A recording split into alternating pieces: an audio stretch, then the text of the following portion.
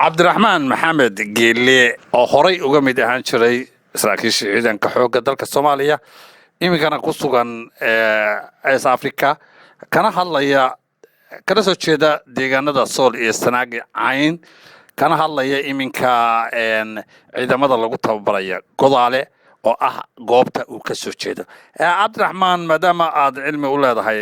saraakiisha Soomaaliya iyo ka waran ciidamada hadda lagu tababaraya deegaanka Godaale. wallahi gacmo dheere hortaad baa mahadsan tahay wariyaad baa mahadsan tahay idaacadina iyo waraysigaagu aad baa mahadsan tahay haday soo weydiistay markaan kaaga waramo ciidamadaas halka hadda Godaale jooga oo uu sarkaalkaasi ku haysto aniga waa wada xidhiidhnay waana wada xidhiidhnaa ciidamadaasi waxay ahaayeen ciidamadii Puntland iyo Somaliland ka kala tirsanaa xilligii Xasan Sheekh uu dalka ka talinay iyo nimankii ka horeeyay oo aan wax dawladnimo iyo ifafaale dawladeed ay ka ifeen kabacdi nimankaas hadaan markaan waraystay ama aan la hadlay aniga laftigaygu talooyin siiyay waxaan u sheegay inay hadda ay jiraan ifafaale dawladeed ama iftiin dawladeed ayaa hadda noo muuqday noona soo baxay inay marka dadka maamul goboleedada ah ee awal dalkana burburiyay inay ka soo goostaan marka la hadlay nimanka uu qabqablaha ama saraakiisha Godaale iyo Higlada marka la hadlay inay ka soo baxaan oo ay tuuladooda tagaan oo dawladda dhexe iyo ciidamadaas dawladda Soomaaliya ee xoogga dalka ee indhahooda iyo ifkooda iyo mustaqbalkooda muuqdo inay la shaqeeyaan sida ay la shaqeynayaan waxa weeye macnaha inay meel istaagaan oo ay ka soo baxaan oo iftiinka baxaya meeshii loo mari karo in loo maro oo baaq loo diro dawladda dhexe oo ama xamar ha yimaadaan ama halkooda ha joogaane ciidan military oo u daacada danta iyo dalka iyo shacabkooda u dhimanaya diintooda iyo dalkooda difaacaba ayay u diyaar garoobeen una diyaarsan yihiin nimankaas ciidankaas. cabdiraxmaan oo deegaanka hadda aad hawsha ka haysaan sida Sool iyo Sanaag Cayn oo dhanba iyo deegaanka Xaysimo Nugaalba xildhibaano ayay leeyihiin aqalka sare iyo aqalka hooseba ay ku jiraan arrintaasi wax ma kala hadasheen oo ma kala xiriirteen maxay xildhibaanada iyo aqalka sare iyo kuwa aqalka hooseba deegaanku ay xaqiiqatan taa markaad weydiiso su'aashaas anigu wax ka weyn baa aniga meeshaan iga muuqda way dareemayaan in baaq loo diro ayaa hawsheeda lagu jiraa laakiin waa kala hadalay ragga qaar ka mid ah xildhibaanada waa kala hadalay annagoo qabiil u eegayn ciidanka meesha joogaana cid walba oo Soomaaliya bay leeyihiin dad xataa meesha dego hawiyaha baa ka mid ah marka hadee wixii danta Soomaaliyeed iyo dadnimada Soomaaliyeed ee qarannimada iyo iftiinka baxaya garanaya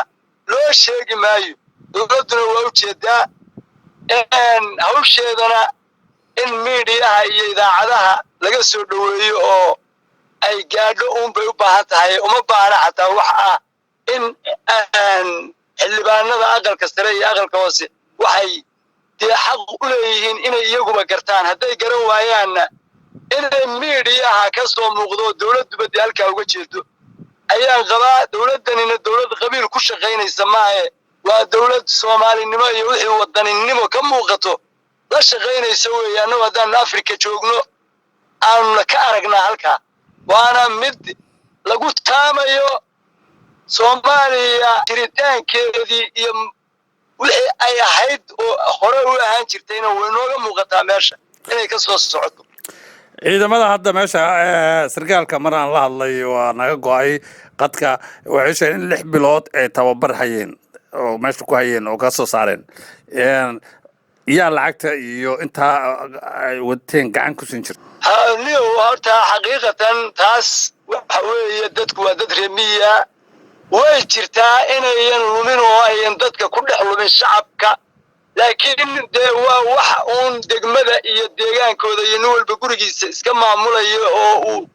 waxa la yiraahdo isxilqaane واحد التاجرتان ما شفته يجا أم بايس حلقامي يجا أم بايس حلقام كودا يستبر كودا وضع يجا أم بانا نمان كاس نمان إسكت الشضي وإسكت حساب دمي أيين نينا وجهي كمان هذين يعني دولة يو تدنمada Soomaalinimada qarannimada raadinayaan ma meel ay wax kaga socdaan oo saayid ma jiro laakiin haddaan u wadnaa inaanu u sameeyno qaabkii jaariyadaha iyo inaan wax u qoondeyno ayaanu hadda tashiyo badan ka wadnaa Cabdiraxmaan ciidamada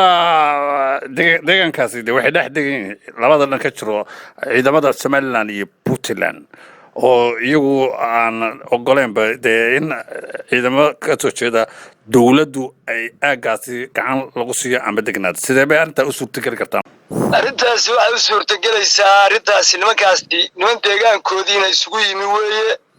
waana niman isku kalsoon meeshaasna ay hadda deegaanka ay joogaanna oo deegaankoodaana waa deegaan qalcada badan oo dhufayskiisa iyo difaaciisu aad u adag yahay وأينو قلي كريم أنو سيدا كأمسناي dadka joogaana ka aaminsan yihiin labaduba haday ku soo duulaan meel ay gali karaan maaha meel loo gali karo maaha nimankaas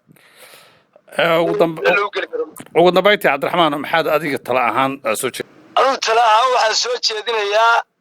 baada saxaafadda in ciidankaas wixii ciidan lahaan jiray iyo soo jiidistoodii iyo qaramayntoodii in dawladda dhexe laga helo halkooda lagu qarameeyo ayna rag ciidan dawladda dhexe meesha u jooga noqdaan haddii la soo qaadayo oo xamar la keenayo ama dee koonfurta iyo haddii halkooda ay dalka ka ilaalinayaan ciidan u diyaarsan una taagan inay ciidanka xoogga dalka oo u jooga difaaca dalka meeshaana u deganayeen la ogaado dawladda dhexena waxaan ka codsanayaa in ciidanka la soo dhaweeyo oo la qarameeyo aad ayaad u mahadsan tahay Cabdiraxmaan Maxamed Geele mudan dacma dheere waa mahadsantiin aad iyo aad